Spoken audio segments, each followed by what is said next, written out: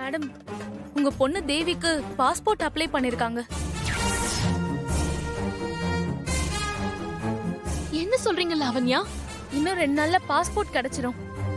Passport கிடைச்ச உடனே தேவி பாப்பாவை அழைச்சுக்கிட்டு அமெரிக்காக்கு போறதுக்கு பிளான் போட்டிருக்கிறதா எனக்கு தகவல் கிடைச்சிருக்கு. பாஸ்போர்ட் கிடைச்ச உடனே அவங்க பாப்பாவை அமெரிக்காக்கு கூட்டிட்டு போறதுக்கு முன்னாடி நீங்க தான் பாப்பாவோட அம்மான்னு எப்படியாவது பாப்பாக்கு புரிய வைங்க. பாப்பாக்கு பழைய ஞாபகங்களை வர வச்சிருங்க. எப்படியாவது வீட்டுக்கு கூட்டிட்டு வந்துருங்க. இல்லனா அவங்க அமெரிக்காக்கு கூட்டிட்டு போயிடுவாங்க மேடம். அப்புறம் உங்களால எதுவுமே பண்ண முடியாது. ஐயோ, ஓகே மேடம், நான் வச்சிடுறேன். யாரு துர்கா போன்ல? கான்ஸ்டபிள் லாவண்யாவா? ஆமா ஹாசினி. உன்கிட்ட என்னமா சொன்னாங்க? ஏன் உன் முகம்லாம் என்னமோ மாறி இருக்கா? தேவி அம்மாவுக்கு பாஸ்போர்ட் அப்ளை பண்ணிருக்காங்களாம். இன்னும் 2 நாள்ல பாஸ்போர்ட் வந்துருமா? தேவி அம்மாவை அமெரிக்காக்கு கூட்டிட்டு போயிடுவாங்களாம். ஐயோ துர்கா, ஏதாவது பண்ணி தேவி அம்மா வீட்டுக்கு கூட்டிட்டு வா. எப்படியாவது தேவியை வீட்டுக்கு கூட்டிட்டு வந்துருதுருக்கா. இப்ப நான் என்னமா பண்றது? எப்படி தேவி அம்மாவை சூர்யா கிட்ட கூட்டிட்டு போய் காட்டுறது?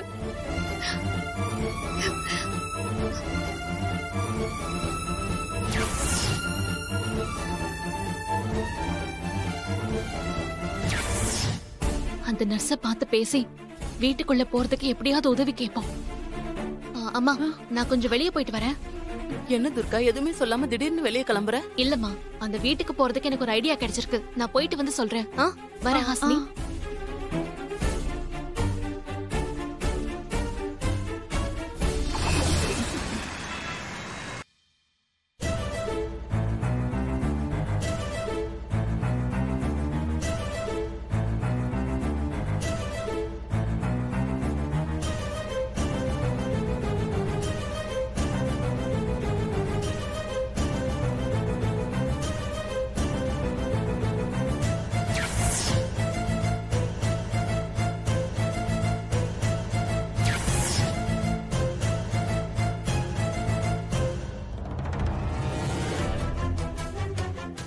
மம்மி வந்துட்டீங்களா? வந்துட்டேன்டா. இந்த அக்கா வந்து ரொம்ப நேரமா உங்களுக்காக வெயிட் பண்ணிட்டு இருந்தாங்க.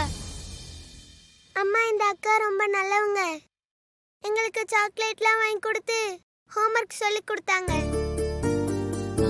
குழந்தைங்களுக்கு சும்மா வரும்போது சாக்லேட் பிஸ்கெட்லாம் வாங்கிட்டு வந்தேன். இவங்க பேர் என்ன? ஜான்சன், ஜென்சி. நல்லா இருக்கு. உங்ககிட்ட ஒரு உதவி வேணும். கொஞ்சம் தனியா பேசலாமா? செல்லங்களா, நீங்க போய் கொஞ்ச நேரம் விளையாடுங்க. அதுக்கப்புறம் வந்து ஹோம்வொர்க் பண்ணிக்கலாம். Okay mummy. போங்க.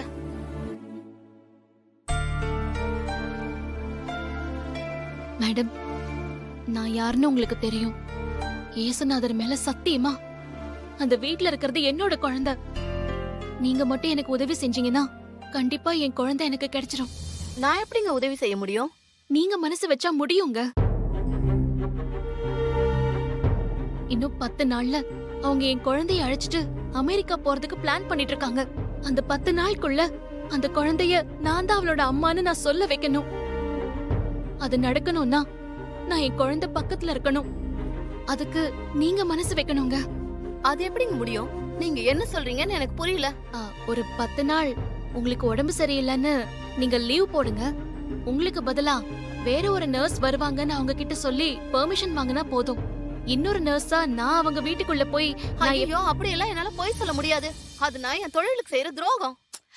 தயவு செஞ்சு அப்படி சொல்லாதீங்க. என் நிலைமையை கொஞ்சம் யோசிச்சு பாருங்க.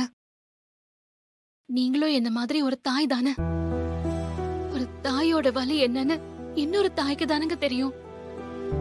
அவங்க என்னதான் ஆதாரம் காட்டினாலும் அவங்க வீட்ல இருக்கிறது அவங்க குழந்தையே இல்லங்க. தயவு செஞ்சு என் குழந்தைய என் கூட சேர்த்து வைங்க ப்ளீஸ்.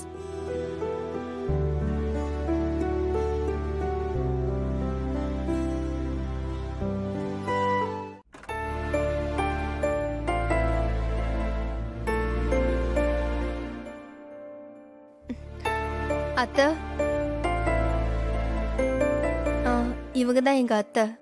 இவங்கள தான் நீங்க கவனிச்சுக்கணும். அத்தை, உங்களை கவனிச்சுக்கிட்ட நர்ஸ் மேரி 10 நாளைக்கு வரமாட்டாங்க. அவங்களுக்கு பதிலா இவங்க தான் உங்களை கவனிச்சுப்பாங்க. வணக்கம்மா. நீங்க ஒண்ணும் கவலைப்படாதீங்க. மேரி எல்லா விவரமும் சொல்லிதான் அமிச்சாங்க. உங்களை நல்லபடியா பாத்துக்குவேன். ஜெயந்தி, நீங்க பாத்துக்கங்க. ஏதாச்சும் வேணும்னா கூப்பிடுங்க. சரிங்க மேம்.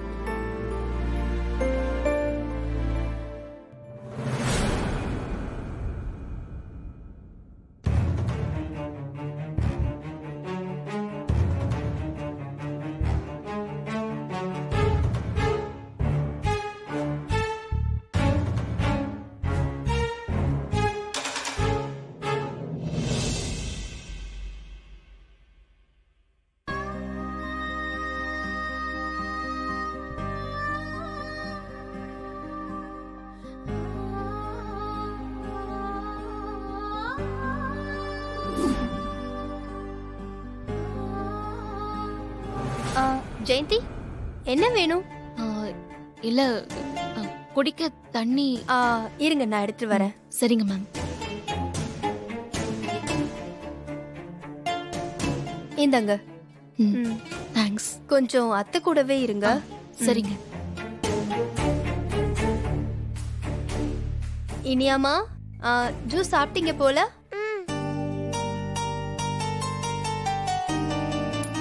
ரொம்ப நேரம் செல்ல விளையாடக்கூடாது. அம்மா கொஞ்ச நேரமா, கொஞ்ச நேரம். சரி, நான் லஞ்ச் ரெடி பண்ணிட்டு வரேன்.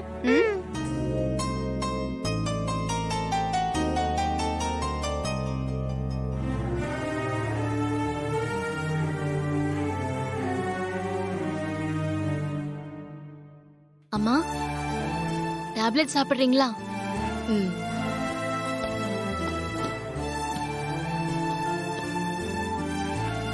எந்திரிங்க. பாத்து.